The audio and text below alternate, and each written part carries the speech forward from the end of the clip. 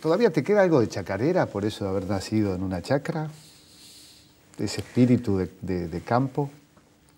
Una chacrita pequeña en los años 50, casi sin tecnología. La tierra no era de los abuelos ni de mi papá ni de mis tíos, sino que eran tierras arrendadas. Y lo que me queda por sobre todo es imágenes, es cariño, ¿no? Y a veces es un poquito rencor, todo junto. ¿Sí? Sí, sí. ¿Cómo es ese rencor? Rencor por los que tenían mucho frente a los que teníamos muy poco, casi nada, digamos. Rencor de clase. Es tan saludable como el amor a veces. Eso. Yo creo, sí, sí, sí. Sí, se abrazan uno con el otro. Sobre todo si lo has sublimado como lo has sublimado, ¿no? Y eso me lleva a la siguiente pregunta. ¿Cómo surgió tu vocación por la poesía y la elección del oficio?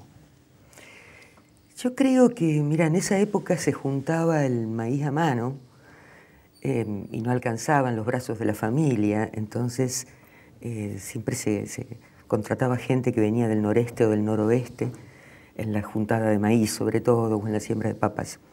Y comíamos todos juntos. Y yo creo que las coplas que cantaba esta gente por la noche o cuando llovía y no se podía salir a trabajar, yo creo que ese es mi gran antecedente literario, ¿no? Las coplas y las telenovelas de la radio, de la vieja radio. Sí, que yo las a batería que había. Sí. Bueno, había radio por lo menos. Había radio, sí, pero no me llevaron a escribir ficción, fíjate, ¿no? Mirá Así vos. que me parece ¿Nunca que... pensaste en otra manera de escribir, novela? No. Jamás. Nunca lo pensé, no. Bueno, alguna vez me hubiera gustado escribir un gran fantasy, una gran novela de ciencia ficción cuando era chica, porque era una lectora apasionada del género. Pero no, siempre fui fiel a la prosa de lo que orillea el ensayo, digamos, y al verso, sobre todo el verso, ¿no? En la pregunta yo te hablé de oficio. ¿Es un oficio la poesía? ¿Se puede hablar de un oficio? Sí, se puede, porque hay que adquirir... se adquieren muchos conocimientos desde que se elige escribir un poema. Desde ese momento hasta el final de tu vida estás aprendiendo y adquiriendo formas de decirlo.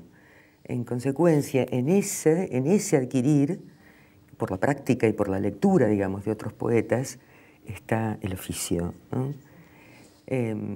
Pero lo que hace al poema es el constante accidente dentro de ese oficio.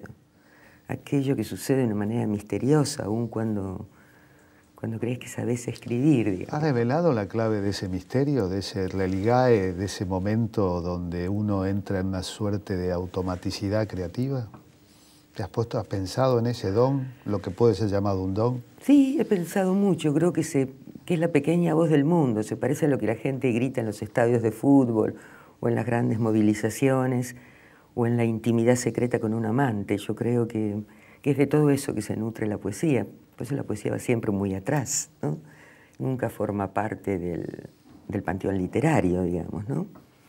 Porque me parece que se encuentra en el estadio de la voz popular, ¿no? Ahí es decís que no forma parte del panteón literario.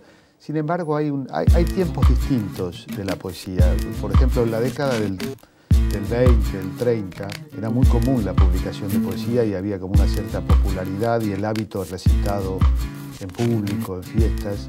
Hoy, ¿cuál es la situación de la poesía como género? ¿Cómo la vivís como escritora? Yo creo que goza de muy buena salud la poesía en este momento y en todos los años anteriores. Fíjate que resistió los terribles años de la dictadura y salió vivito y coleando, mucho mejor que la ficción argentina. Me parece como género la poesía en esos años, ¿no?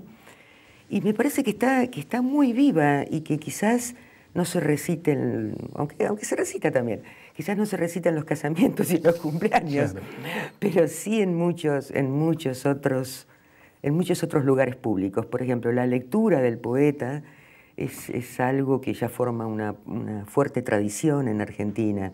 Esto de ir a escuchar el poema en la voz, en el cuerpo del propio poeta que lo escribió, y hay todas las semanas hay lugares donde los poetas argentinos y otras visitas leen y a veces estos lugares se llenan de gente, fíjate. Hay un goce en escuchar leer al poeta, ¿no?